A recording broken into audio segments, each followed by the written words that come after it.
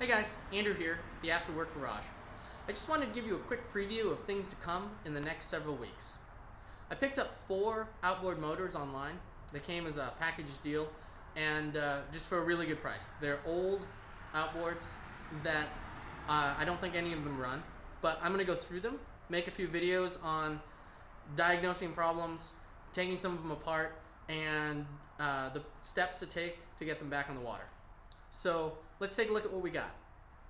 So starting with the first one, this is an Elgin. I believe it's a 1960 or 1962, somewhere in that range. And what little research I did online, it's not made by the same company that made the green-topped Elgin motors. I believe this one was made by West Bend and was sold through the Sears catalog using the Elgin name. I got a spare propeller, not quite sure which motor that goes to yet. Again, I just got these, but we'll take a look. I have a 1960, I believe, by the serial number, Johnson Seahorse. 10 horsepower. The Elgin was a 12 horsepower, as it says, I think, over here. Oh, it's kind of wearing off. So our 10 horsepower Johnson. We have a 10 horsepower Evinrude.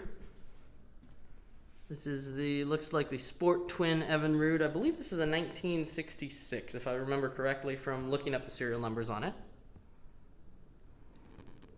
Doesn't look like it's in terrible shape. And then finally, we have Mercury.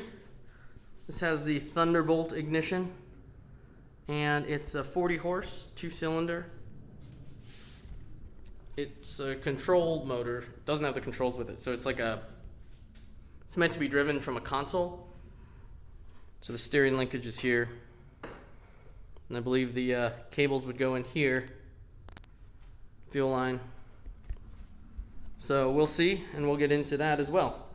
This one also came with a spare prop, it looks like, and a bag of miscellaneous parts that the gentleman said went with one of these motors.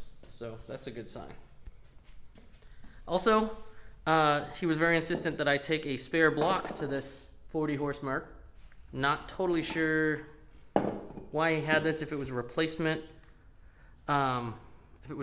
block that was put on this motor, or if he bought it with the intention of putting it on this motor.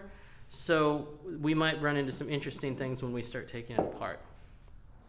So hopefully this should be an exciting several weeks. I'm planning to try to upload videos about once a week, and look forward to those coming down the line.